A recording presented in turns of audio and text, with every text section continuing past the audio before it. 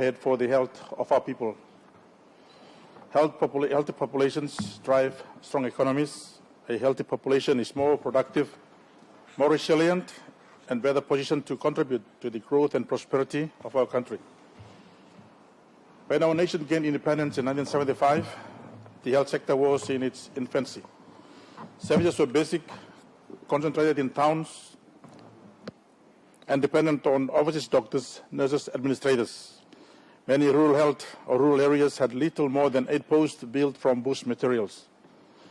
Diseases like Big Bell, Kuru, and Yaws were causing death and disability, and these have now been eradicated or controlled. Maternal and infant mortality rates were high, and life expectancy was just 55 years. Today, it's 66 years. In those early years, we delivered basic services with limited infrastructure, resources, and skills. Over the past 5 decades, Papua New Guinea has journeyed from a fragmented and fragile health system at independence to one that is modernizing, expanding, and increasingly capable of delivering advanced specialist services once thought impossible. Mr. Speaker, in 1990, 470 mothers died from every 100,000 births. Today, that number has fallen to 171. In 2011, there were 153 midwives in the whole country. Today, there are more than 1,000 midwives, ensuring that the next generation of Papua New Guineans are delivered safely into this world. Child survival has improved. Under 5 mortality has dropped from 95 per 1,000 in 1990 to 44 today. Immunization has saved countless lives.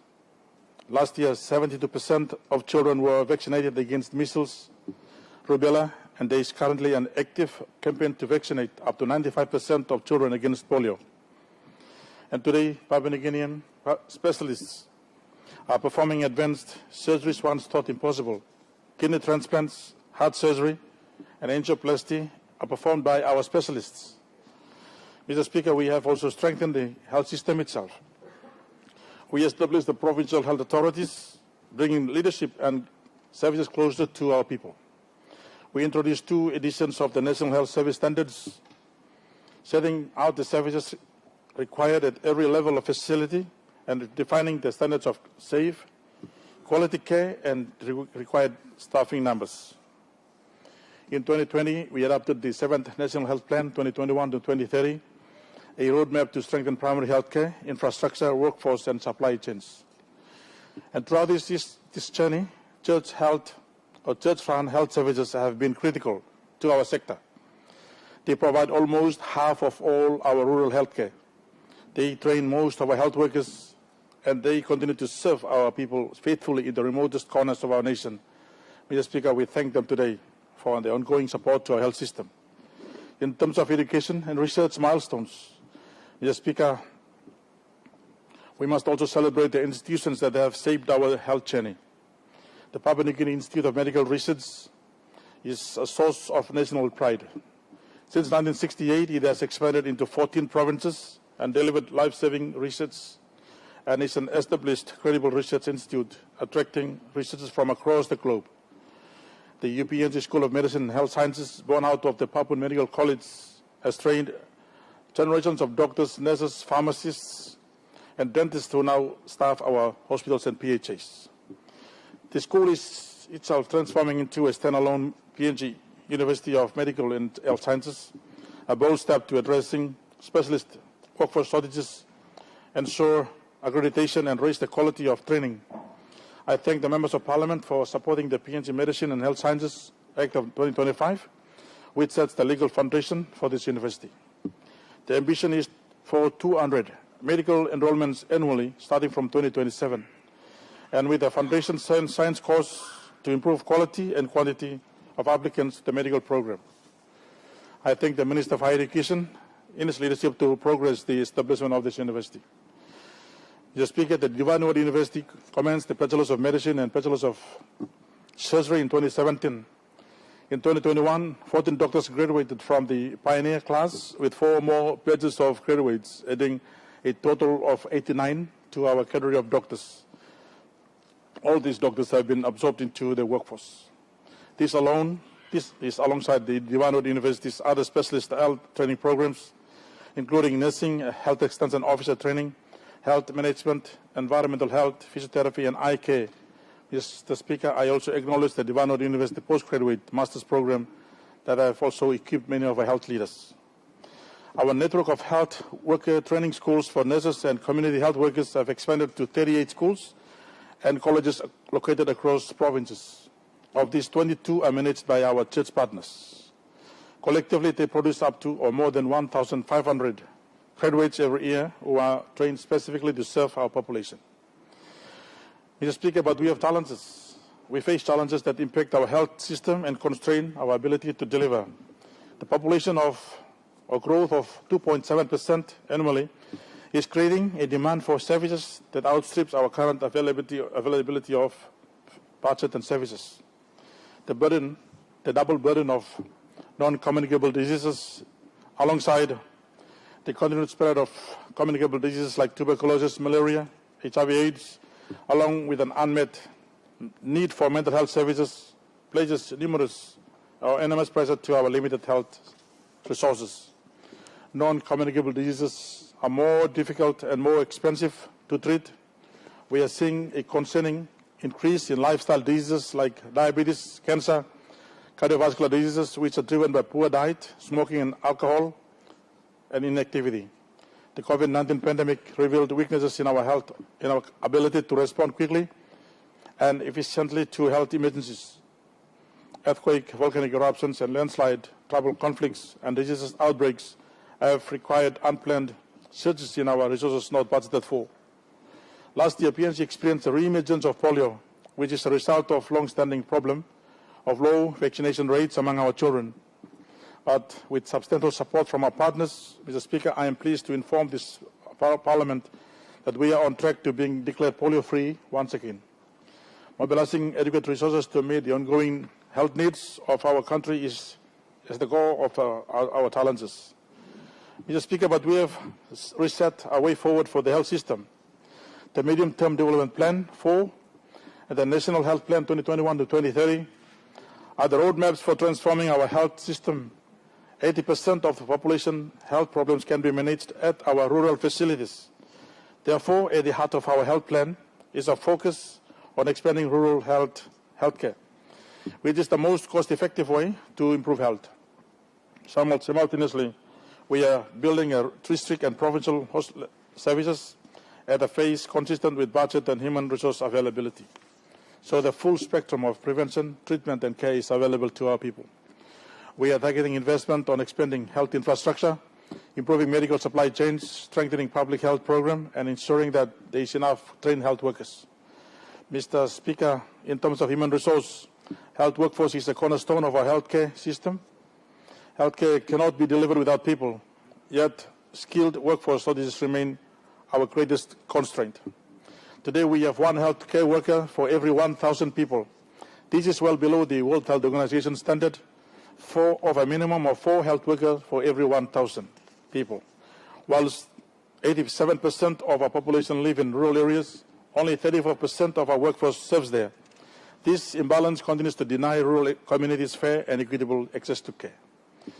Of the 32,064 established positions in the health sector, 11,135 remain unfilled, highlighting the urgent need for stronger recruitment, deployment, training, and retention strategies. Mr. Speaker, the Maraperoso government has demonstrated its commitment to addressing workforce shortages by approving an increase of 233.2 million kina for personal emoluments in 2025.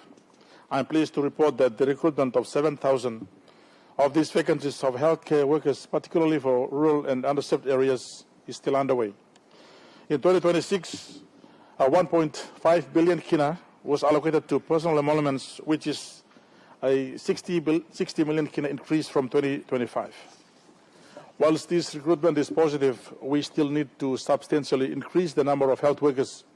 A 2024 analysis projected by 2032, PNG will need at least 44,061 health workers to meet the growing or increased demand for primary health services for our population. Mr. Speaker, we need to invest in education, accelerate recruitment, incentivize rural work, and support continuous professional deployment or development. We must also foster a culture that values our health workers, prioritize their well-being, and ensure that they have safe working conditions. In addition to managing workforce shortages, we are actively working to align our workforce with service delivery needs, improve the recruitment and deployment of health workers. Mr. Speaker, a Health Service Commission is being established under the National Health Board to guide sector workforce strategies. Longer term, my department will establish a wing with dedicated workforce function and staff, and the Provincial Health Authority administrative regulations are being established to enact the authority to recruit and manage their own human resources. Mr. Speaker, this year we will commence the modernization of our regulatory bodies by moving to a digital registration process for our health workers. This will allow our rural workforce to register online instead of traveling to urban centers to submit forms under the paper-based system. To encourage doctors to work in rural areas or remote areas, an incentive scheme agreed by the National Doctors Association enables an 100,000 kina allowance for doctors willing to relocate to rural and remote areas. So, Members of Parliament, I urge all of us to support this so we have doctors going to rural communities. Mr. Speaker, I am also pleased to report a significant achievement in the health sector that highlights our commitment to building capacity and strengthening leadership in the health management. Through a collaborative partnership between the Health Service Sector Development Program, the University of Papua New Guinea, School of Business and Public Policy, the Bougainville University, we have successfully delivered the Health Executive Leadership and Management Program. This program is specifically designed to develop next generation of health leaders who will manage and guide our provincial health authorities and national health institutions. To date, 70 participants graduated from the program last year, and further 42 participants are expected to graduate this year. Importantly, the impact of this program is already being realized across the sector. 3 graduates of this program have progressed to become CEOs of PHAs, demonstrating the value of investing in leadership development within our health system. Mr. Speaker, this training has strengthened leadership, governance and management capacity across PHAs and other health agencies. We are now seeing measurable improvements in organizational performance. In particular, there has been notable improvement in the consistency of annual reporting by PHAs compared to previous years. In addition, the quality of annual budget submissions from PHAs has significantly improved, ensuring stronger alignment with national priorities and more effective use of limited resources. This investment in leadership development is critical to building a resilient and accountable health system that can effectively deliver services to our people. Mr. Speaker, these initiatives with stronger recruitment, both local and overseas, now or new training pathways, better incentives and leadership development will help build the health workforce our people deserve. Mr. Speaker, in terms of infrastructures, we are complementing our workforce initiative with an expansion of health infrastructure. To ensure infrastructure resources are well directed, the National Health Infrastructure Plan 2021 to 2035, which is also attached to your report today, was approved by NEC last year. This plan is based on a robust assessment of what services are needed and where, so that every kina spent delivers maximum benefit to our people. The plan prioritizes underserved areas so that we address the inequities and service provision. The plan aligns with the provincial level health service plans of all 21 provinces plus Bougainville. From now on, all new or refurbished health center infrastructure must align to this plan. Facilities must be designed according to the National Health Service standards, and planning for the human resource requirements must be included from the outset. Please consult the department when you are planning to do something for health. Under the plan, we are implementing programs of work targeting the 6 different levels of health facilities. For our level 6 facility, the redevelopment of Fort Hospital Hospital into National Teaching and Referral Specialist Hospital has commenced. A master plan has been developed, and already we have witnessed major advances, eliminating the need for many patients to travel abroad. The first 2 successful kidney transplants in PNG's history performed last year. The 1,327 cardiac catheterization treatments since July 2021, saving around 100 million kina to overseas or in overseas referrals. I thank the People's Republic of China for its long-standing partnership with PMGH since 2002 and for visiting Chinese doctors who train our doctors in advanced surgical techniques. PMGH is expanding the cancer and cardiac units, allowing more patients to be treated from the growing burden of non-communicable diseases. For example, the Cancer Center will house 2 linear accelerator cancer machines, a nuclear medicine department for PET scanning, and advanced treatment options, including immunotherapy. The government has already released 160 million kina of the 300 million kina required, with 60 million kina more allocated this year. The first phase of service is expected to be commissioned in 2026, with other services spaced out to 2030. Once completed, it will be the most advanced facility of its kind in the Pacific, within the Pacific region. And this month, PNG will join a regional meeting to progress our role as the Pacific hub for strengthening radiation infrastructure under the International Atomic Energy Agency, with support from Australian partners. Mr. Speaker, I'm pleased to announce that Papua New Guinea currently is a member of IEA, a member of our International Atomic Energy Agency, under the Vienna Convention on Radiation Safety. With the support from the New Zealand and Australian government and the Fred Ollos Foundation, a Center for Eye Health will be completed this year, providing specialist eye care for patients across the country with training for eye care professionals. At the same time, we are strengthening our provincial hospitals, including Laloki Psychiatric Hospital. The provincial hospital program ties together with planning and funding for level 5 provincial hospitals that is being currently considered by NEC. We have already made good progress with the development of Engau Memorial Hospital, supported by the Government of Australia, and the Goroka Hospital in Eastern Highlands and Boram Hospital in East Pacific, among the largest hospital projects since independence. A recent assessment of Engau has mapped the actions required to manage current issues and to separate the management and funding of hospital in a long term. This will ensure growth and improvements are made at the Engau and the Morobe PHA. The Engau Provincial Hospital, the first hospital that's fully funded by our government, has been commissioned and will deliver high-level services to the people of Engau. And I want to acknowledge the leadership by the Engau governor, whom I learned yesterday that all the in-person services are now being commissioned for use by our people there. Ongoing engagement with the Department of Treasury and works on 6 new provincial hospitals is progressing. Our long-term agenda to expand access to safe, modern health facilities. However, this must be balanced with continued investment in primary health care and prudent management within our tight fiscal environment. Critically, Mr. Speaker, the National Health Infrastructure Plan 2025 to 2035 presents the priorities for building up our lower-level facilities to provide rural facilities or rural services in districts and local level governments. Over the past decade, more than 50 new facilities, including 35 community health posts and health centers, have been built across the nation, with at least 10 more in planning or under construction. These facilities meet the PNG's National Health Service standards and building codes. Many have been constructed in some of our most remotest areas like Kopiago, Amonti, Aumba, Gloucester, Malamoni, and Mabudawan, delivered on time and at low cost. I thank the Government of Australia and the Asian Development Bank for funding and support for these important projects. Plans are well advanced to continue this work, ensuring we continue to transform the health services in rural and underserved areas. I also thank the Treasury Department, the leadership of the Treasurer, for negotiating the loans and making sure that this is possible. Mr. Speaker, we have established a project management unit at the department to make sure that we coordinate the funding that's going through with the support from ADB, DFED, and Australian government. In the past, everyone was doing their own things. We now have a system in place. PM is now in place. We have a plan. We have established a system to have a co-M&E, and so there's one reporting. In addition, the construction of 140 million kina National Reference Laboratory will commence in 2026.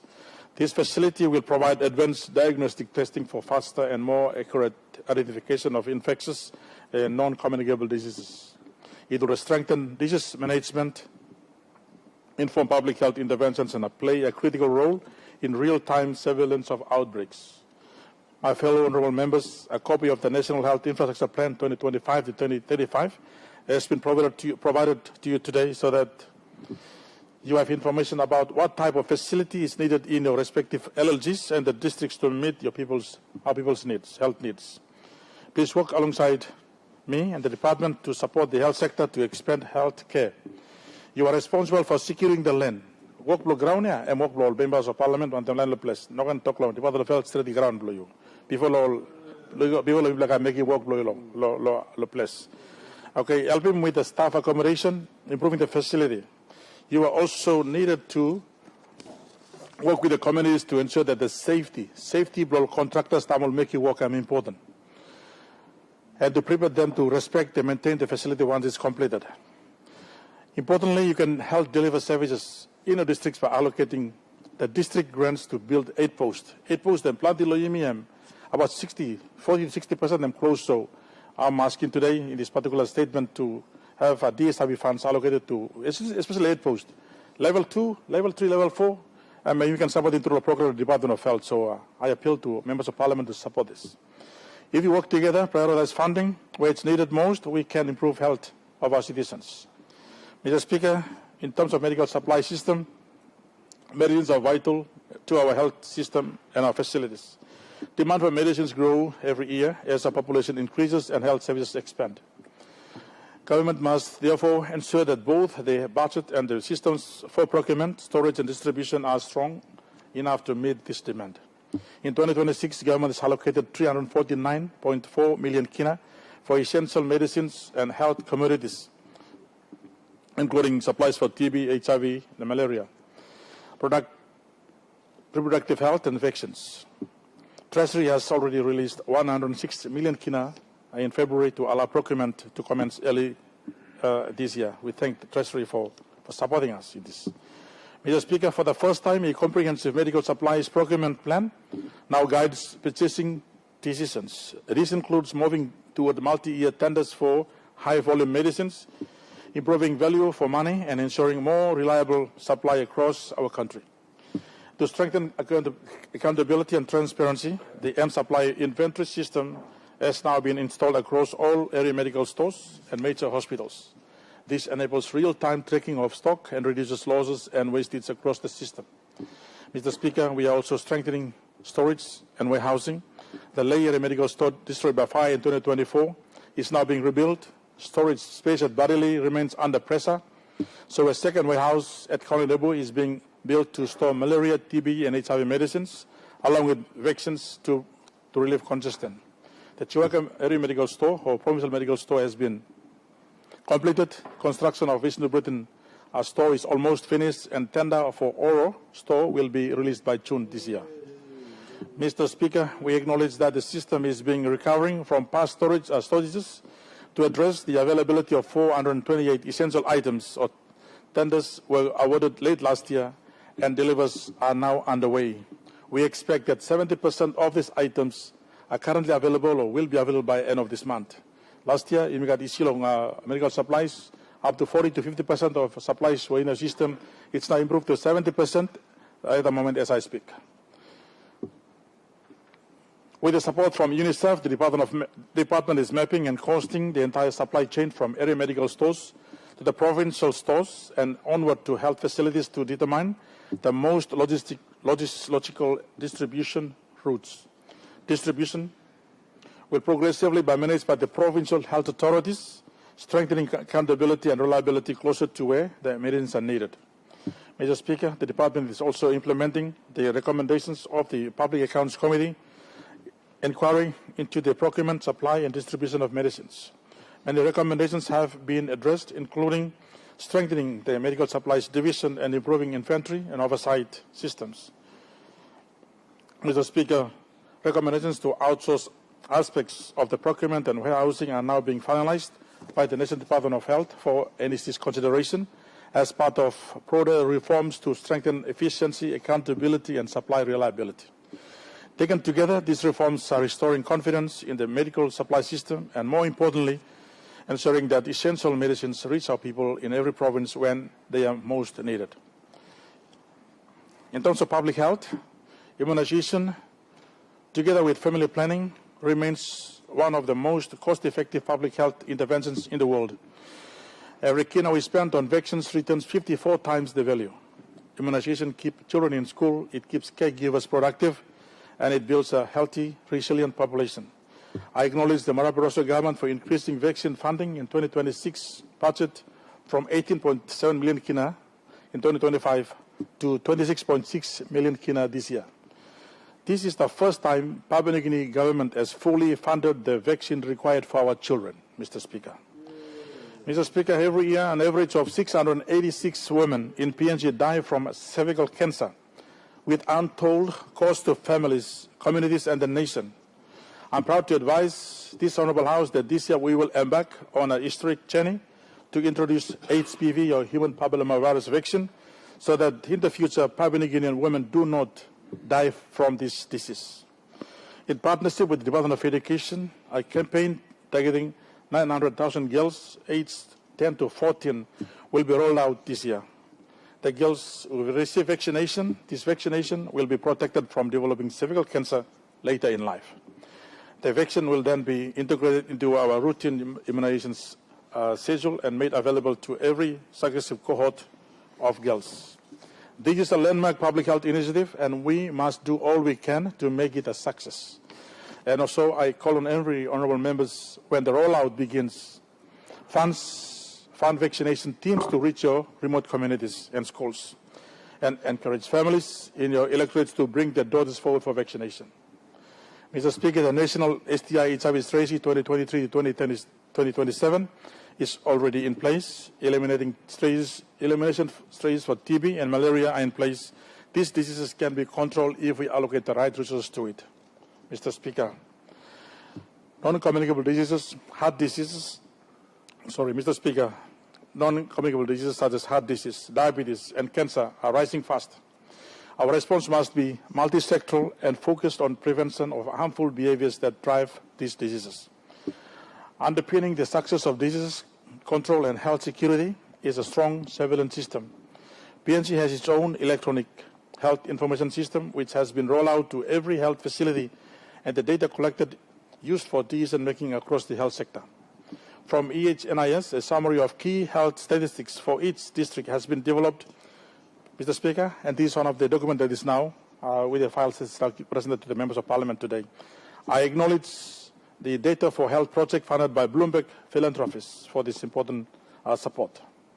The new National Reference Laboratory, as mentioned, will complement our surveillance system by further advancing our capacity to identify diseases and target our interventions. Last year, we used the Tobacco Control Act of 2016 to ban e-cigarettes to stop this product from entering our country. Together with the tobacco control regulations to be finalized shortly, we are taking steps to reducing tobacco use and deadly health risks that come with it. Strengthening our legislations, my department is working to update and reform our health laws and regulations to support a resilient and responsive health system for PNG. This includes several critical legislation reviews and regulatory reforms across the health sector, including the PHA administrative and staffing regulations, the tobacco control regulations, as already mentioned, the development of a specialist hospital bill and the health practitioners bill, and amendments to the Mental Health Act of 2015. Last week, the NEC approved the public health policy. This is a significant step towards paving the way for the modernization of the Public Health Act of 1973 to better protect and promote health and ensure our laws are prepared for future health risks and emergencies. These changes will implement key health policy to prioritize and ensure our legal and regulatory framework for the health system are in place or in line with a contemporary and global practice and adapted to the specific needs of our country. Mr. Speaker, in terms of support to Bougainville, we are supporting the Bougainville Department of Health as it takes responsibility for its people. My department has worked closely with the former Minister for Health, Dennis Lokonai, and his team to begin transferring national health functions starting from Bougainville Hospital. And I look forward to working closely with the new Health Minister, Honorable Delu de Samaso, which I met last week. To formalize this, last year we signed a MOA between the two governments to facilitate the sustainable transfer of health functions in a coordinated and structured manner. As part of this transfer process, I have signed the declaration under the Public Hospitals Act of 1994 to formalize that the Buka General Hospital is the current public hospital serving the people of Bougainville. I am pleased to say that nomination for the first ever Buka Hospital Board are now under consideration, making our joint commitment to effective governance of health in ABG. In partnership with ABG and the local national member, we have agreed to build a new level 5 provincial hospital at Arawa. Master planning has commenced, and I commend the ABG leadership for the delivery of these services to the people. And with the support from Australian government and Asia Development Bank, the Sorokan Health Center has been built and about to be opened, and the new Bougainville District Hospital is under construction. Mr. Speaker, I thank our partners for standing with us in this important work. Mr. Speaker, in terms of partnership, it is important to remember that we strive to improve the health and well-being of our population. Health is not solely the responsibility of the health sector. While health care services are a key component, they account only for 30% of the factors that influence our health outcomes.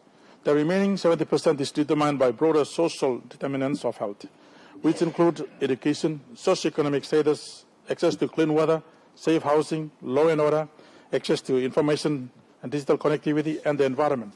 For example, access to education improves health literacy and can lead to better health behaviors, while a safer environment helps reduce stress, injuries, and improves mental health.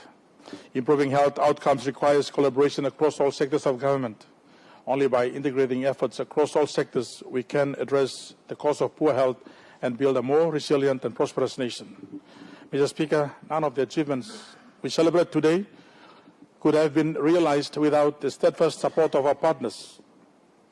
As I have already mentioned, our church partners, Mr. Speaker, are indispensable to Papua New Guinea's health system. They deliver nearly half of all our rural health services in the country and train most of our health workforce and serve our people with dedication and faith. We thank the church health services for this important support. Mr. Speaker, the consistent and timely release of funding for church health services and for health sector more broadly must be treated as a national priority. When funds are delayed, frontline services are disrupted, and it is our people who bear the burden. We owe it to our communities to make sure that these or those who serve our frontline line of care are fully supported, adequately resourced, and empowered to continue their vital work. I thank the Marape Rosso government for the release of all appropriations for church health services in 2025. And we look forward to the full release of all the fundings again in 2026. It is therefore fitting, Mr. Speaker, that for the first time I present to this Honourable House the annual management report of the Christian Health Services and the Catholic Church Health Services since independence, alongside the National Department of Health annual management report to this House today. These reports demonstrate in clear and practical terms the impact of our church partners, delivering consistent, high-quality care to our people in some of our most remote and challenging parts of our nation, often with minimal resources but unwavering commitment. Development partners including Australia, New Zealand, Japan, China, the USA, Asian Development Bank, the Santos Foundation, the World Bank, WHO, UNICEF, UNAIDS, Global Fund, Gavi have all supported our work across every part of the system. Local and international non-government organizations such as St. John Ambulance, Mission Aviation Fellowship, Mary Stopes PNG, World Vision, Rotarians Against Malaria, Fred Oller's Foundation, Hope Worldwide, Child Fund, Medicine Sans Frontiers, Youth with a Mission, Bennett Institute, and Samaritan Aviation, and many, many others who work with us every day to help provide services, including in remote areas. We thank them very much. I sincerely thank all of these partners for working with us, sharing their expertise, resources, and dedication, and for their unwavering commitment to the health and well-being of our people. In conclusion, Mr. Speaker, by the centenary of 2075, that's 100 years of our country, we envision Papua New Guinea where life expectancy will exceed 75 years. Maternal mortality maternal mortality falls below 50 per 100,000 live births. And infectious diseases like tuberculosis, malaria, HIV, and HPV are eliminated. Non-communicable diseases will be halved, and every citizen will have access to care within 1 hour of the community. Mr. Speaker, our Prime Minister in his inaugural address to Parliament on the 9th of August 2022, as the 10th Prime Minister of our country, reminded this nation of an important commitment. He said that our citizens have a fundamental right to have access to health care facility within 1 hour in every mode of transportation.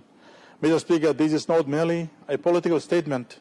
It is a clear policy statement of intent that connects national policy to tangible implementation. It reflects the fundamental belief that every Papua New Guinean has the right to access quality and affordable health care within reasonable reach, regardless of where they live. Mr. Speaker, as a health sector, we are encouraged by the progress being made and are confident that we are on the right path towards achieving this vision. Through continued investment in health infrastructure, expansion of the workforce, strengthening of medical supply chains or systems, and improved public health programs, we are steadily building a health system that will bring services closer to our people and ensure that no Papua New Guinean is left behind. The government has demonstrated its commitment to this vision through sustained investment in the health sector budget. In 2024, a 2.181 billion kina was allocated to health, representing 9.5% of the national budget. This increased to 2.77 billion kina in 2025, or 9.7% national budget. In 2026, the Mara Barroso government further strengthened this commitment by allocating 3.21 billion kina to the health sector, representing 10.39% of the national budget, a substantial increase of 15.8% from the 2025 appropriation. I also compliment the Mara Barroso government of the Connect PNC program. Most of our districts now have the resources to drive their own development and are empowered to use those resources to improve health in their communities. Mr. Speaker, these investments, together with policies, reforms, and programs I have outlined today, represent a significant step towards achieving universal health coverage by 2030 and beyond. With strong political leadership, clear policy direction, effective sector leadership, and continued partnerships with our provinces, churches, development partners, and communities, I'm confident that we will continue to strengthen our health system and deliver better services for our people. Mr. Speaker, investing in health is one of the greatest investments we can make for our future country, for our future generation in our country. A healthy population is the foundation of a productive, prosperous, and resilient PNG. My fellow members, you say the responsibility for ensuring your people receive the services that they need. Your leadership and commitment can transform lives, and we in the health sector will stand with you and support you. As we say, health is everyone's business. Therefore, I ask you all to work with me to make good health and well-being a reality for future of generations of our country. Mr. Speaker, and Honourable House, I thank everyone today for this dedication, and I present all these reports, as I said, to Parliament. Thank you, Mr. Speaker.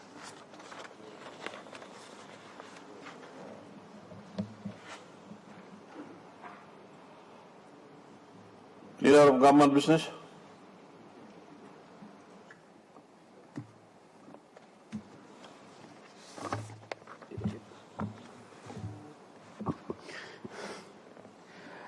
Mr. Speaker, I move that Parliament take note of the paper, of the statement, and I wish to make a statement or to debate on this very important statement by our Good Health Minister. And I commend him for the work he's done in taking care of the Health Department and the tremendous work that he has done in terms of enforcing the reforms that are now starting to bear dividends back into the system. And just like every other system that we've taken care of in the term that we've come into government since 2019, and there are a lot more work to be done. But at this instance, I want to appreciate our good Health Minister. Mr. Speaker and the Honourable House, if you look through back into the budget, and as highlighted by our good Minister, in 2014 we allocated 2.18 billion into the health sector. And as our good Minister highlighted, prevention is better than curing, but in this instance, when we do not take heed of our own health, we sort to our facilities and our medical infrastructures. This government has now put more emphasis into health.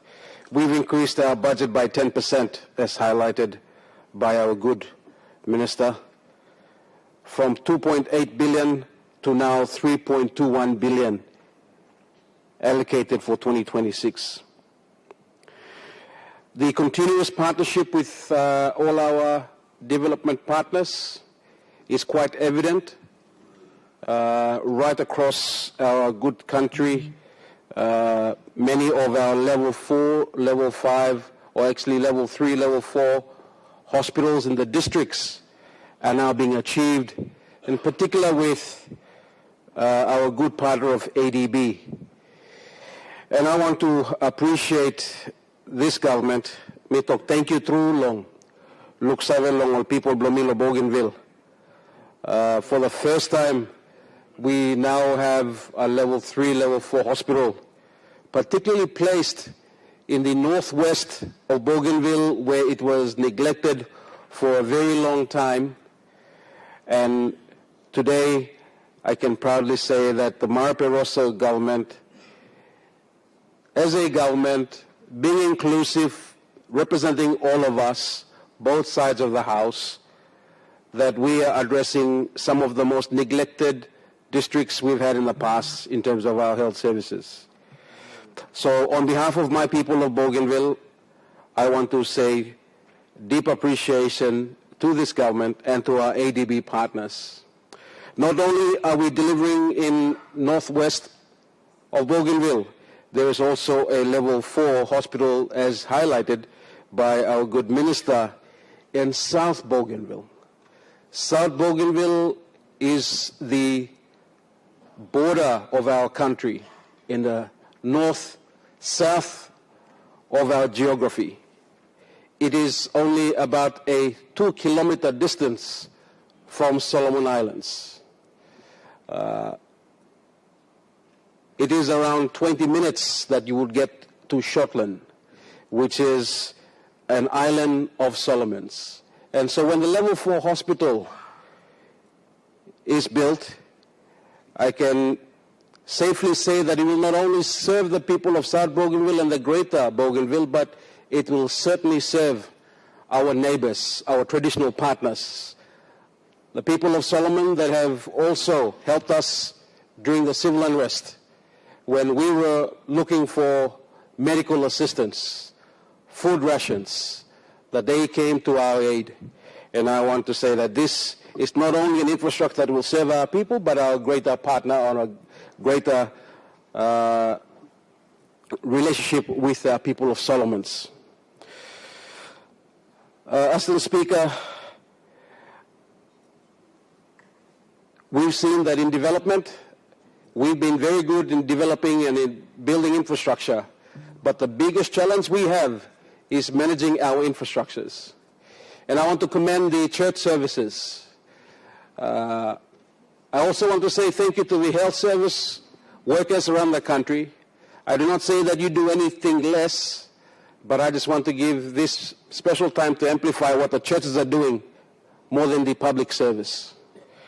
The churches are truly filling in the gaps where we as government are not able to, but that is where the partnership comes in. So I want to say thank you to the churches. Today the churches are delivering right across our country, and it is making a significant impact in the way care is being delivered with our health workers. Speaker,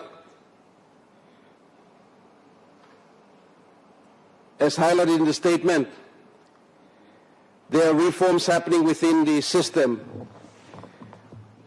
The public health policy, I would like to say that the good minister has led in front with the reforms of the Public Health Act, the Mental Health Act, and the Health Practitioners Framework. This is a reset in its entirety in helping the system to be more effective, efficient, and addressing the whole of health system that today we're working towards enhancing to better serve our people. With that short debate, Mr. Speaker, I commend the good minister for the work he continues to do for our country in the health sector, which is very challenging, but he has certainly taken up with vigor, and he certainly continues to now drive the reforms that this country needs in our health sector. Thank you, Mr. Speaker. Member Abang. Thank you, Mr. Speaker. I just wish to debate only on a few issues because, as you saw, I just came in, so I haven't had time to listen to the Minister. But firstly, commendations to the Minister for the report and to his department for preparing the 2024 annual report, which is a very good achievement by the department. I think there are many departments that are not up to date with their annual report, so I commend the Minister and his Secretary and his executive team for informing the Honourable House with up-to-date report on the important sector, health sector. I note from the beginning of the Minister's statements that he has highlighted some of the important achievements in particularly the key health indicators in the country over the last 50 years. And I have to agree that a lot of achievements in the health sector have happened over the last 50 years. Many people always criticize the health system and the health sector, the departmental heads, but in actual fact, when you look at the key health indicators, particularly, for example, the maternal mortality rate, it really has significantly dropped from close to 500 to just 100 per 100,000 deliveries. And that's a very big achievement, thanks to everyone, including the churches that the leader of government business has acknowledged, the private sector included, but very importantly is the system that the country adopted since the current health system has been in place, from 8 posts to sub-health centers to health centers to district hospitals to provincial hospitals to now specialist hospitals. That's the structure of the health system, and it has served us very well. Our biggest challenge, Mr. Speaker, is twofold. One is the Parliament's inability to properly resource the health sector. That's the biggest challenge that every government that I have served under have not seriously given the required amount of funding that this important sector deserves. And you can talk about this government funding this sector the highest ever, but when you compare it to the actual value and the warranting and the disbursement on time, it doesn't come closer, even this government. I want to highlight a report that came in this morning from the National, and the heading is Health Report Reveals Chronic Underfunding. That's in today's National. And this is the absolute truth about many governments over the years not giving sufficient resources to this important sector.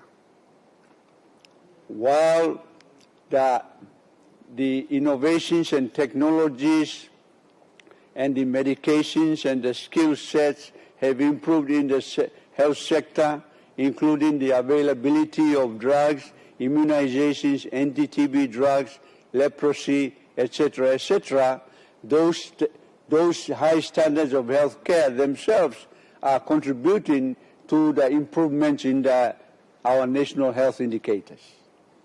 But in the actual fact, in terms of government performance, it really, as I said, in two areas, and one of them is funding, as highlighted by this report yesterday. Unfortunately, it gives this actual report, which was presented to the health conference, highlights the despair and the seriousness of how low health sector has been funded over the years. And this report highlights 2024-25 funding. And it concludes, and I read, to give a regional perspective, the report pointed out that PNG spends 23 kina per capita compared to, for example, Thailand, which spends 3,000 kina per capita. Now, 23 kina per capita, 3,000 per capita is a very, very big difference. And I've always been complaining, for example, in the medical supplies sector, and this highlights the medical supply situation in the country, including my time as a short time as health minister after the 2017 elections. We still were not able to provide the right amount of funds for just the medical supply subsector. I've been saying now that our population has already been documented in the recent census, then I strongly recommend that the minister, the treasurer, sit down all the time and really look at this special area, very serious area, because when we are sick, we need the medicine available all the time. Rather than the doctor saying, get this prescription and go and buy it in the private pharmacy because we don't have it here. That's a question that's the issue that is always facing our ordinary citizens. And so this has to stop one day.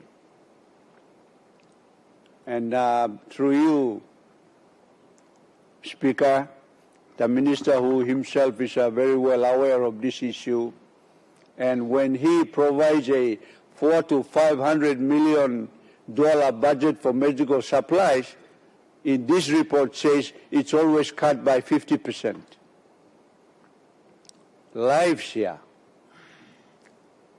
Pneumonia child arrives at the outpatient. That child needs penicillin, but when the nurse says, no got penicillin, everybody die. So you cut the medical supply 50% submitted by the Secretary for Health. Why? You just allowing a child to die because they don't have medicine? Is that moral? Is that ethical? Is that acceptable? I say no, it's not moral, it's not ethical, it's not acceptable. Leadership has to rise to the reality. Just a 25 kina per capita is spent on health between the time of this government compared to countries where they spend over 2,000 kina per capita. We have to rise up. We cannot just give a flowery statement like I used to do on the other side when I was on the other side. That has to stop. This is the time to come to the reality. I was a secretary at a time when we didn't have this type of budgets. I cried. I used to go to the Secretary for Treasury and Finance. That time they were Finance and Treasury together. One secretary was running. I used to go in, I will not leave your office until you give me this budget. That was what I used to do. But we had very small budgets. But we maintained the supplies while I was secretary. But now with big billions of kina per budget, Secretary for Health or Minister for Health submits a 400 million for medical supplies, and you cut it deliberately. Treasury cuts it to 50%.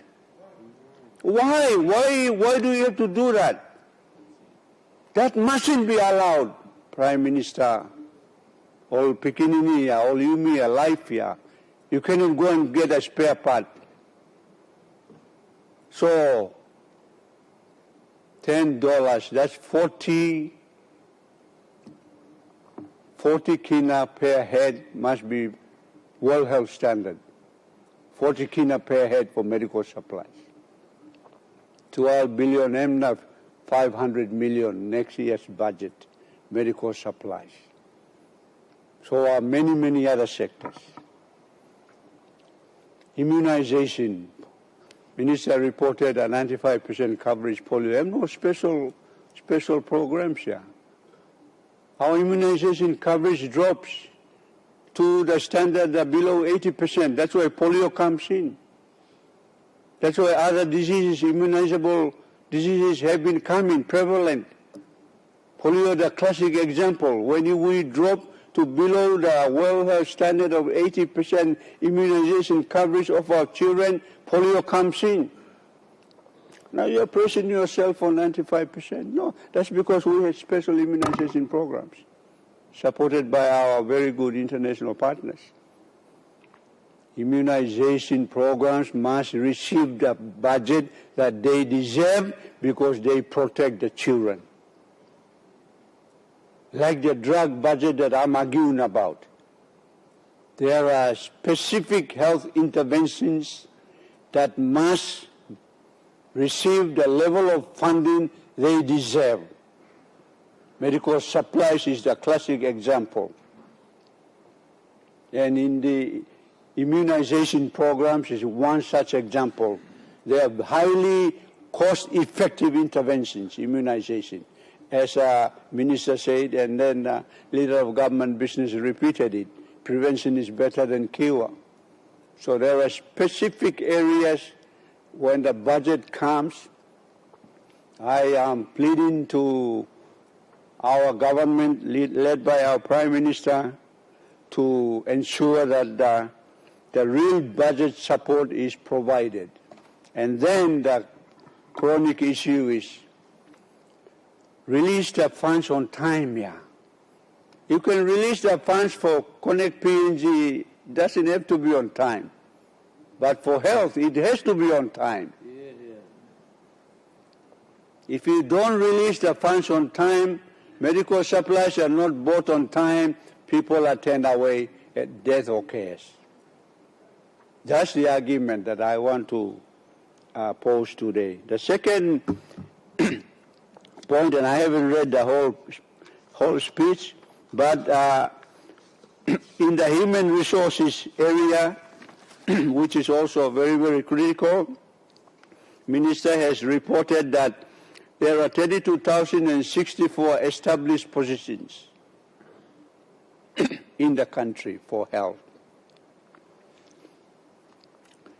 11,135 are not filled.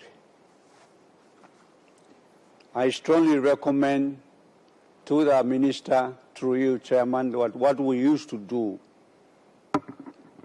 We would negotiate with the Department of Personnel Management to pre-create health positions. This year there are 50 graduates from the medical school for doctors. You go to DPM and you say, create 50 positions now, not when they come out. We used to do that. So every doctor that came out graduated, he would automatically fill in that position. We prepared the position number. So no qualified health personnel, whether you are a doctor, a technician, or a nurse, you were waiting for your position to be given. They were already pre-arranged. You have to go back to that structure, that system. The PM has to allow, Public Service Minister and Minister, Speaker, that has to be done. Because you are talking about health, our life. There is 11,000 positions. I don't know how many of them are not funded. All positions in health must be funded.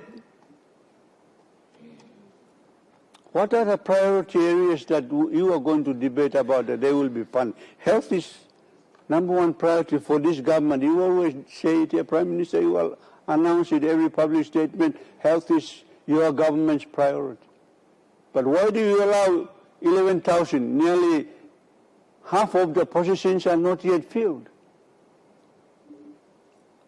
And I believe this is because of lack of funding.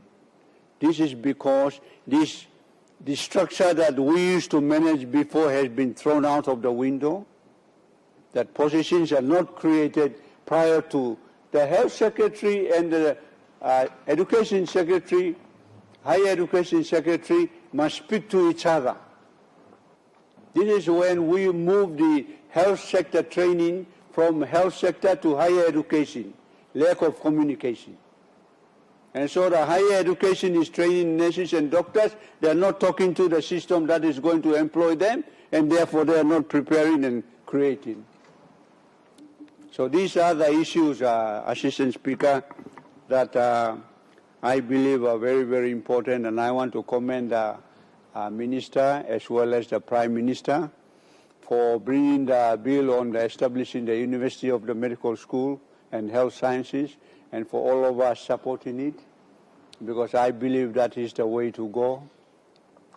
I also am of the strong opinion that every university in this country, whether it's Goroka or Divine Word or PAU or now IBS, they also must have health programs in their university programs. And therefore, in my debate the other day, Assistant Speaker, I was saying that we should have a legislation, and I suggested an organic law level legislation for universities. So Parliament doesn't have to come and pass one law for every university that comes. The Secretary and for higher education, like you approve for schools, the Provincial Education Board approves which school to be recognized, which technical school in Abao should be recognized, so that they can move into the funding program. That's all you have to do, even at the university level too, that this university has been recognized and Minister announces it. We don't have to create a law. And in my argument, I was going to say, and now that I have the opportunity, I think every university should achieve a minimum standard of curriculum and academic programs, so that we say you are a full-blown university if you meet these academic requirements. And for example, in my argument today, debate today, each university must have a medical school. They must have a nursing program. They must have a physiotherapy program. All those requirements or teachers program. So before we used to go for Goroka Teachers College, etc., etc. Now I'm advised by Goroka that they would be ready to establish a medical school. And somebody is stopping it. Why is somebody stopping it? Don't stop it. When I became, it shouldn't have to be for the minister if you want to be recognized as a university. If you just focus on the teachers, will stay as a college. That's my argument. If you want to university, meet the requirements of a true, fully fledged university by giving this degree, that degree, every degree, the minimum number of degrees that universities should be allowed and to be recognized as universities. So, Assistant Speaker, I commend the Minister for this report, but I know that there's a lot to do in the health sector. I strongly urge the government support. I think the resource allocation, budget figures heavy, but actual funding doesn't go. And this is the sector that must never be allowed to undergo this type of treatment again. Thank you, Assistant Speaker. Member for Wow. Thank you, Assistant Speaker. Loluk Saula people, Blue Warrior. Assistant Speaker, me like commend him, the good Minister of Health. It's been really hardworking, and he came up, presented this report. It's really good. So I want to congratulate him for this report. Couple of points, me like mentioned, I think related to rural health facility, health. Number one, the report said that about 7,000 positions have been created, and vacancies will be filled, and that is particularly for rural health, rural housing, all 8 posts with me. And as a speaker, this is very good, and I truly appreciate this. Because as with me, rural place, through health services in Richmond. Medicine, I'm on the big something, but not something in Walkman. All health workers, they need to be present at the rural areas. And that position, that increase of position vacancy being filled is really good. We have about over 6,000 council wards in this country. So you meet him, will get a requirement, will create him council ward. Every council ward should have a health worker or primary health care worker. Now, this law position will create him one ward. Time will create him ward. The ward you create him time, you must create him one position, the primary health care worker too. Now, I think this is a step to the right direction. We must have health workers in every council ward in this country.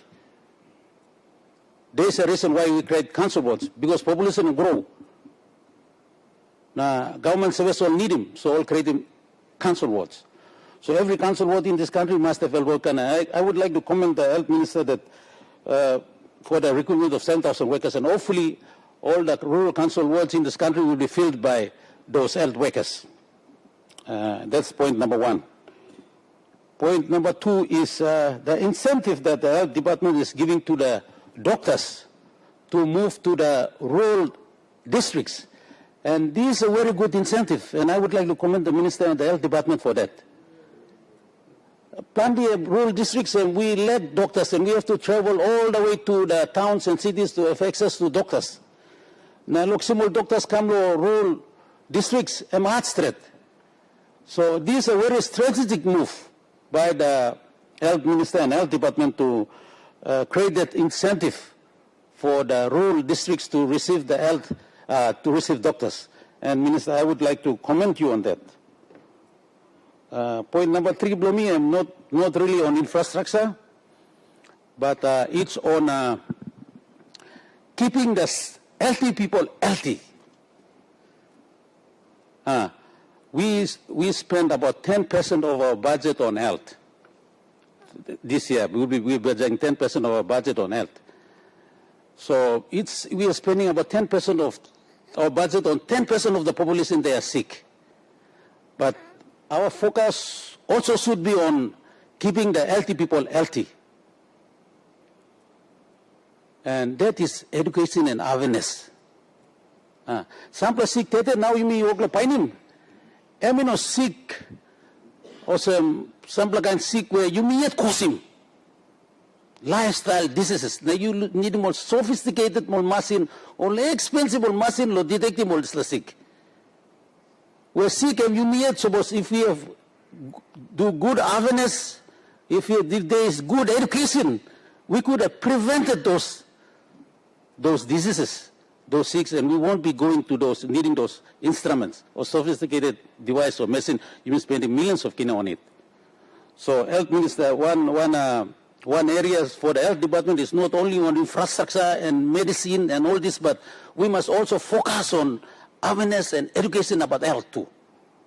And that starts at the community level, at the primary health level. And I would like to commend you, when you create the position for health workers at the community level, they could focus on doing those awareness and stop those preventable diseases that from happening, like TB, diabetics. Those are the diseases can be stopped at the primary level, primary healthcare level. So, Minister, while you focus on medicine and infrastructure and all this, you could also focus on awareness, education, so keeping the healthy people healthy. And the other rising cost of health in this country is with regard to alcoholism. Now, it can be law and order related, but the effect, the cascading effect that it has on the health sector is really tremendous and bigly true. Result of alcohol. You may talk law and order, but you may not think like health too, the side effect of the health, the alcohol is having on the health. Now, people are facing plenty of woundings, now wounding, killing, and causes of this is, if you look at it properly, it is result because of all man drink beer. Papa Nuni, true, good love, you mean not all drink beer? You mean not all drink beer? You may cause him law and order problem, but the cascading effect of the health sector is very big. You may need law. Health minister, you need to work with the police minister, and you guys need to work with the commerce minister, and you come up with some law regard to alcohol in this country. You may need law stopping passing law. It's like a drink spark, na fight, na cross, na. It has a big, in my district, it has a big impact. People like me talking with calculating how much cost related to alcohol. It's about 70% of the cost of medical care related to alcoholism. So this is a big thing in this country. It's no longer an health. It's not also a law and order issue. Alcohol is also an health issue too. The impact of alcohol in this society. So these are my points. My good minister, I hope you take note of this, and I would like to commend you for this report. Thank you, Assistant Speaker. The opposition leader.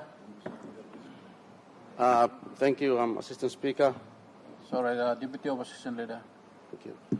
Thank you, Assistant Speaker, for giving me the opportunity to join queue with the colleague members of Parliament in debating this statement by the good Minister for Health. And before I do, I want to also commend the Minister on this comprehensive statement and reports that he has tabled today. Mr. Speaker, obviously there's a lot of work involved in the health sector, and it's a very important service in government service delivery. Health and the need for health cannot be understated.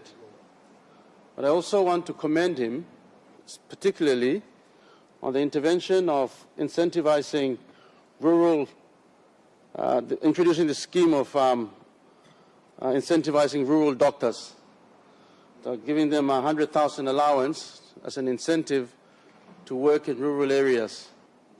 I hope this can also be extended to not only doctors but community health workers and nurses as well, because this will then make the package a complete one. So I commend our good minister in this regard, and perhaps it's a very good incentive, some of these interventions. Whether we can roll it out in the masses or not, it's only time will tell, but it's always important to start somewhere, and the good minister has taken the initiative to start. I think the same is also true, Mr. Speaker, in the case of our education sector and with teachers. Many facilities that where the DSIPs and PSIPs are invested into rural areas will find that teachers or health workers very quickly run back to the city and never go back. So this is because there is no either lack of services or lack of access or lack of incentives. So this is a very good intervention, And so the education sector really should look into something similar, if not in the hundreds of thousands, something close to this. So allow the teachers the opportunity and privilege to stay outside and work and focus on the future of our country and its education sector. The real reason, one of the other reasons that I rise this afternoon, my debate is very short. But, Mr. Speaker, I'm looking at the National Health Infrastructure Plan 2025 to 2035. That's a period from today for another 10 years. And at page 57 onwards relates to the Central Province. Mr. Speaker, Assistant Speaker, the Central Province, in this opening sentence already, this report, I hope is not set in stone, and there's room for adjustments, but the good minister can take note. There are 5 open electorates in Central Province, not 4. Because it reads, Central Province comprises of 4 open electorates. There's already a mistypo, I don't know, but Hiri Kairuku. There is no Hiri Kairuku in Central Province. There is a Hiri Koyari and there is a Kairuku separately. Then there's a Bao, Guelala, and Rigo. Mr. Speaker, the data here relied upon also worries me insofar as regards the province. According to recent census, Central Province has apparently at the time, now this is debated heavily, but as a point of reference, there's 373,000 people, could be more or less. I say it's pushing towards for 400,000 region, if not 500,000. And in Hiri Koyari alone, it is said that there are about 106,000 people, 55,000 are male and 49,000 are female. In page 57 of the report, there's a table there. It says that there are 154,000 people in Kairuku Hiri. Mr. Speaker, please alert your people that the district has split and it's Hiri Koyari. And Hiri Koyari alone, we have 106,000 people, 110,000 to be on the safe side. The health data there, infrastructure data there is worrisome, but there are notes here that also concern me greatly. There's reference to the infrastructure in the province, but my particular interest is around the Central Province Health Level 5 hospital that's been dreamed about for quite a very long time. It says, if I may quote, parts of Central Province are quite close to POM-Gen, and with no provincial hospital, patients will be using POM General Hospital. We are trying to avoid coming to POM General Hospital, Mr. Speaker. Our people want to use their own hospital. We should stop using the POM-Gen Level 6 Specialist Hospital. This is, I've said this many times, and I will not stop, we keep going. Further quote, this province also has very low bed numbers.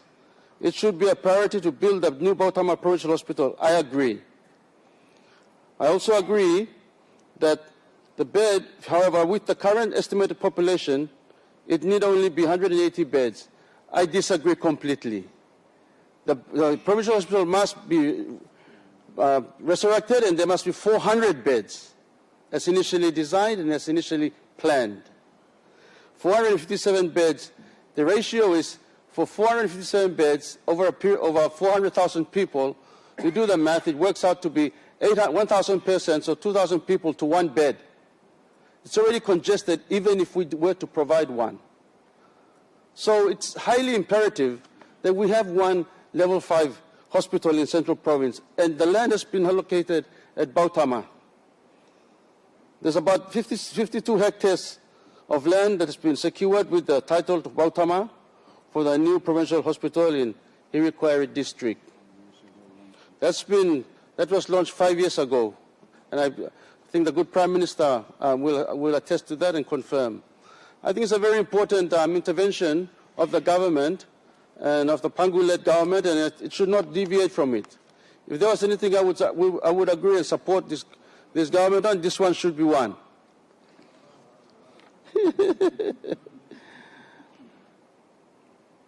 You know, Mr. Speaker, I say this with great caution because this debate also works against some of the aspirations we want to do in the district. Every district should have a district hospital. Without the district hospital, one can only choose either one or the other. I'm prayerful for two. The provincial hospital must go ahead at Bautama. Your land is available, and it should continue. The district hospital, you know, when priorities are set in this province, it seems the PHA has only highlighted Rigo district, Kairuku district, Koilala district, Abau district. We sort of missed out Hirikwari district and coupled it with the province's vision for a hospital. The Hirikwari district is also accommodates more. Its population is quite dense. Into the 110,000 region. I think a district hospital is well overdue. So I understand there's an ADB program that's that's providing infrastructure interventions, as they have done in Pomio quite nicely, and Gazelle and other nice districts. I think Hirikwari deserves one too, and should be on your national plan. So if there were any addendums to this National Health Infrastructure Plan, 2025 to 2035, these are my little interventions and my contribution to this debate. And I commend the good health minister. You've done fantastically well ever since taking up your post. I'm sure we can make I'm hopeful that we can, the good minister can make adjustments in this regard. Thank you, Tomas. Now God can bless you, me. I commend the statement and the reports in this regard. The Honourable Deputy Prime Minister. Thank you, Mr. Assistant Speaker. I'd like to take this opportunity to commend the good health minister and also join in the debate with a short debate. First of all, commendations to the health minister. It's good to see your reports coming in and the improvements that are being done to the health system in our country. And no better person that can do it is none other than an appropriate person like yourself, who has been the CEO of one of the best performing hospitals in Papua New Guinea, in Vanimo, in your time in the public service. So commendations to you, and you bring that shining example to the national scene on the floor of Parliament in your capacity as a health minister. So I'd like to join in saying thank you, and also your hard work and putting the reports in. Whilst we Mr. Assistant Speaker, whilst we debate and we all admit that there's huge challenges, there are huge challenges, not only in the health sector, in our education sector, in all other sectors in a country as diverse as Papua New Guinea. It is not easy with the envelope of availability of funds to try to fix everything, Mr. Assistant Speaker. The availability of funds to fix everything is important, from law and order, from teachers and education infrastructure, to higher education, to a law and justice system, and, Mr. Assistant Speaker, to our roads connectivity, and also a very important one, and an important challenge, is the health system itself. But sitting here and listening to the report and seeing the improvements that have been done, I'd like to commend government, because whilst we debate, and according to the figures here, the government, and I quote, the government has demonstrated commitment to this vision through sustained investment in the health sector. In 2024, 1.81 billion was allocated to health, representing 9.5%. 2.77 billion in 2025, or a 9.7% increase of the national budget. 3.21 billion, representing 10.39% of the national budget. A substantial increase, Mr. Assistant Speaker, of 15.8% from the 2025 appropriation. I'd like to compliment government on this too, because despite the shortages, we have seen the importance of the health sector, very important sector, and we have continued to increase budget. And yes, I agree, it should be more. I agree it should be more. But we need to grow the budget to ensure that every aspect is looked at. The health sector, the teaching sector, the education sector, the law and order sector, the infrastructure sector, all this with a country like Papua New Guinea that continues to grow, with a population in 1975, Mr. Assistant Speaker, of 2.8 million people in 1975, with the growth of population to today of close to 11 million people, 10 to 11 million people, Mr. Assistant Speaker. The growth itself is outstripping our demands to be able to fix all these problems adequately and with sufficient funding. But yes, despite these challenges, government has stepped up and government is doing its best. So I'd like to commend the Health Minister on this. When you look at it, Mr. Speaker, 10 years ago, some of the most fundamental issues that affect our population, it gives me peace to know that now at Pomgen and Ley, we have kidney transplant and dialysis facilities that can be able to assist our people. We also have heart patients that are now being treated in our facilities here. 10 years ago, it was unheard of. Everyone had to go overseas for it, who could afford it. People who could afford it, and a lot of people just couldn't afford it, Mr. Assistant Speaker.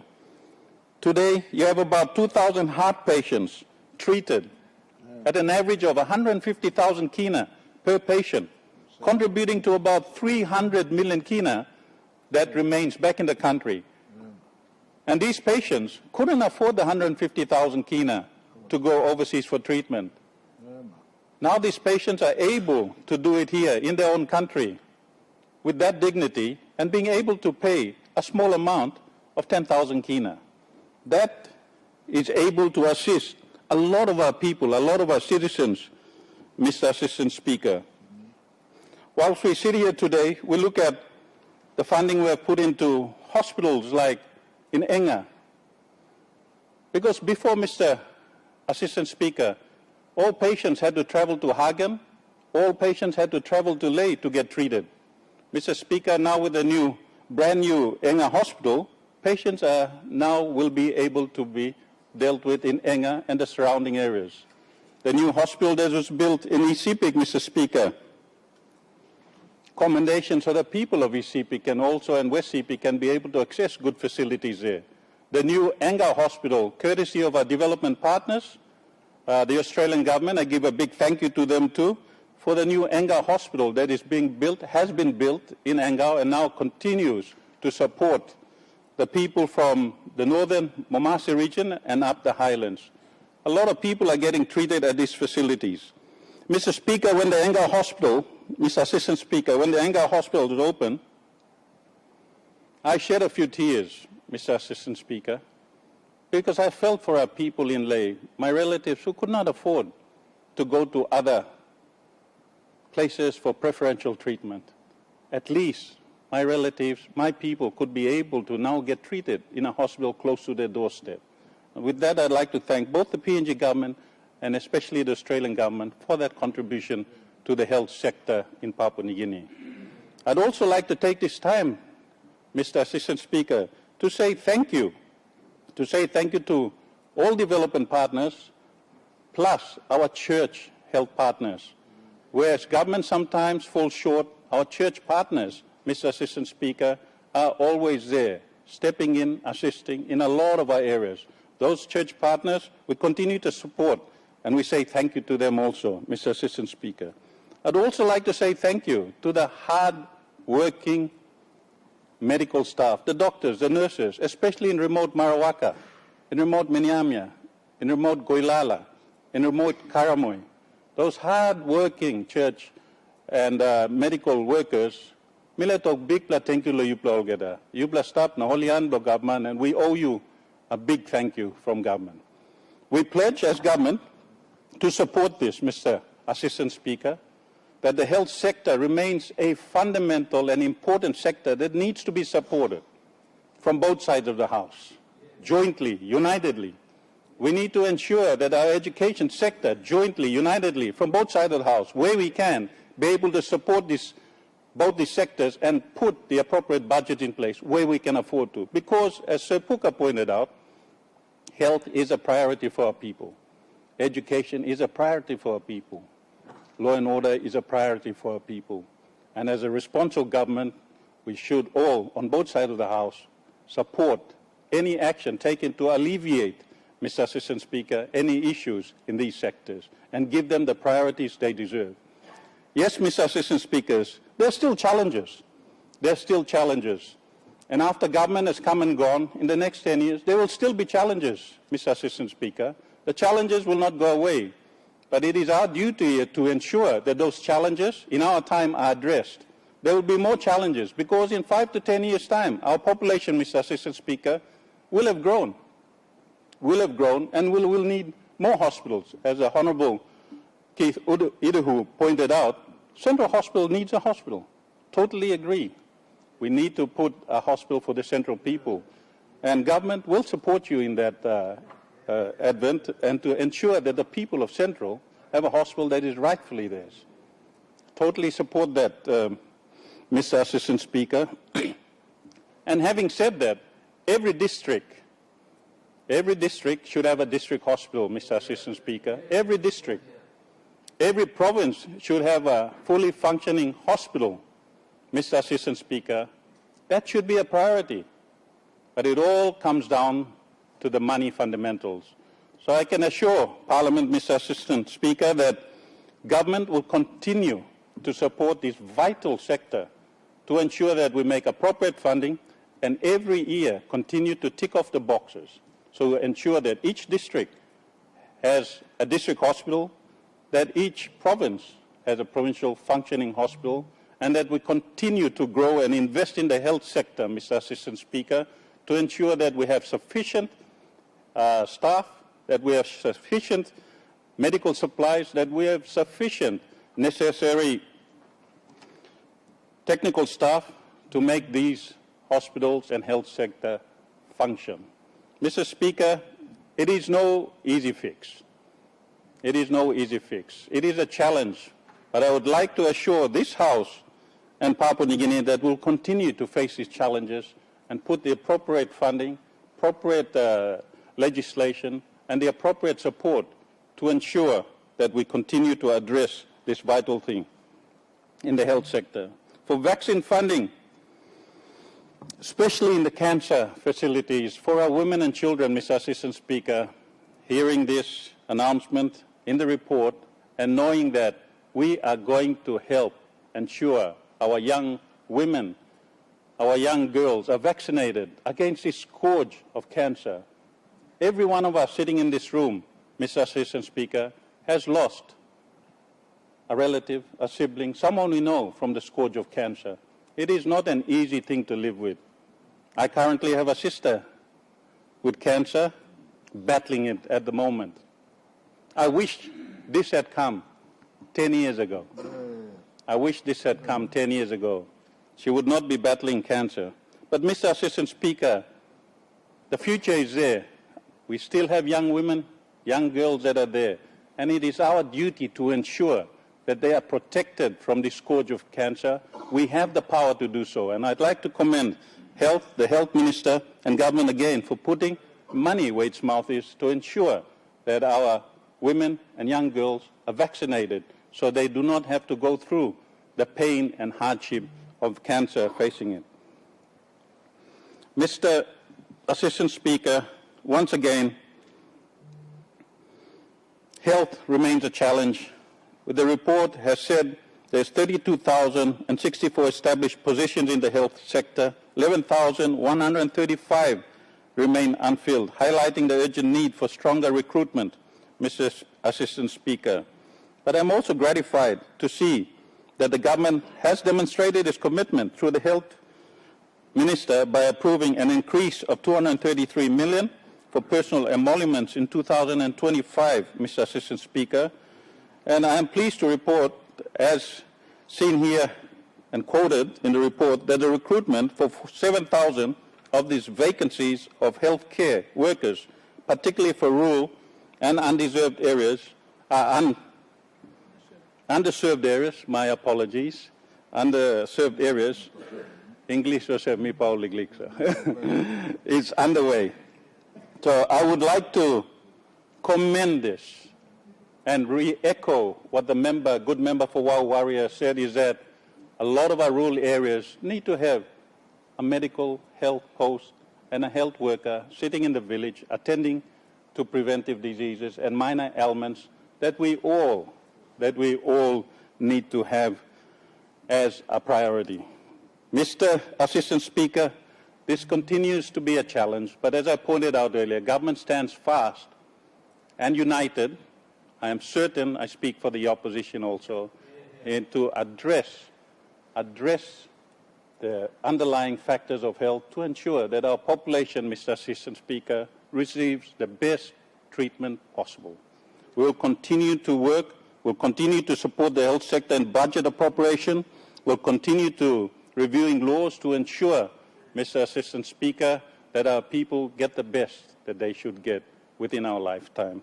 And we hope that in future, people will continue this good work. With that, Mr. Assistant Speaker, I would like to commend this report to Parliament as outlined by a good health minister and say thank you again for the hard-working health staff that we continue to see them fighting on the front line for our people. Mr. Assistant Speaker, whilst government puts money, changes laws, I would like to also encourage and advise our health staff, Mr. Assistant Speaker, that as always, good governance in our PHAs is important. Good governance in all our PHAs. It is not about how much money you receive. It is how much you make good use of that money. You can be given millions, but if you do not manage that millions well, then that millions is of no use to anyone, Mr. Assistant Speaker. Good management in every sector is essential, Mr. Assistant Speaker, to manage whatever little amount we get. Prudent, good management in every sector, Mr. Assistant Speaker, and especially in the health sector, that people who are entrusted with management of these funds make certain they run and administer these facilities and the management of those funds wisely. With that, Mr. Assistant Speaker, thank you, and I also would like to end my debate. Thank you. The question is that the question be put. Those in favor say aye. Aye. Those against say no. I have it. Leader of Government Business. Mr. Speaker, I move that the Parliament do not adjourn until tomorrow at 10 o'clock a.m. The question is that the motion be agreed to. Those in favor say aye. Aye. Those against say no. I have it. Honourable members, I now adjourn the Parliament to tomorrow 10 o'clock a.m.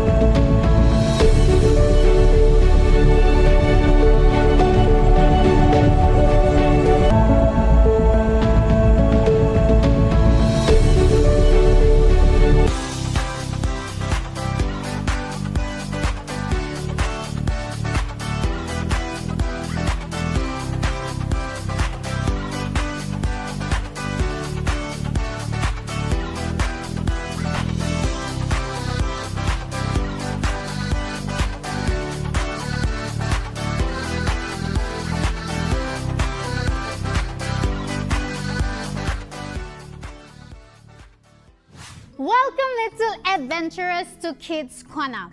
Today, as always, is Wednesday and it's our art and craft DIY.